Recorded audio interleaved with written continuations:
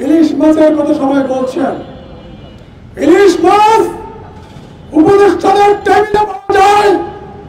ইলিশ মাছ ভারতের দল রক্ষিত সেনাবাহিনী, রক্ষিত সচিবালয়ের সচিবদের প্লেটে পাওয়া যায়।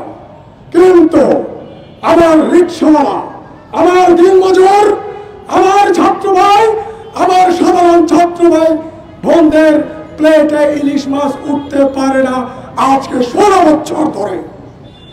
আমরা আশা করেছিলাম জনগণের চাহিদা অনুযায়ী ইলিশ মাছ জনগণকে সস্তায় খাওয়ায় তারপরে আপনি কোন দেশে রপ্তানি করবেন, কোন দেশে রপ্তানি করবেন না সেটা সিদ্ধান্ত নেবেন।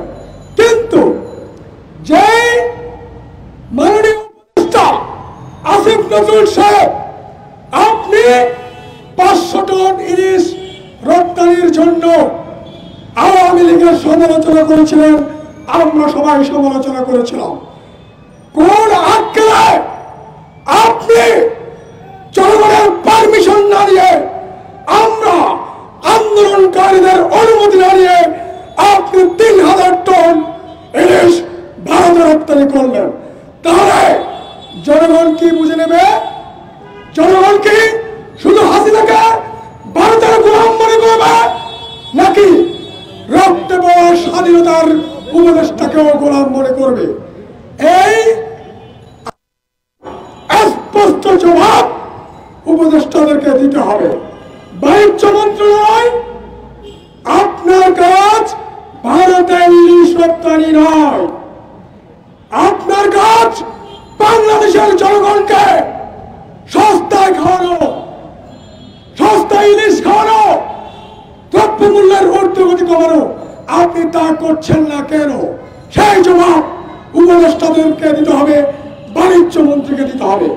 সর্বশেষে যে আলোচনা আজকে আসছে সেটা হচ্ছে অমিত শাহর মতো একটা বিশ্ব কুলাঙ্গার সাম্প্রদায়িক দাঙ্গাবাজ যখন বাংলাদেশের মানুষকে তার কাটাতে ঝুলানোর হুমকি দিচ্ছে, আমরা তো বাংলাদেশের জনগণ এখন ভারতের বিরুদ্ধে, ভারতের দূষকদের বিরুদ্ধে ঐক্যবদ্ধ হয়েছে।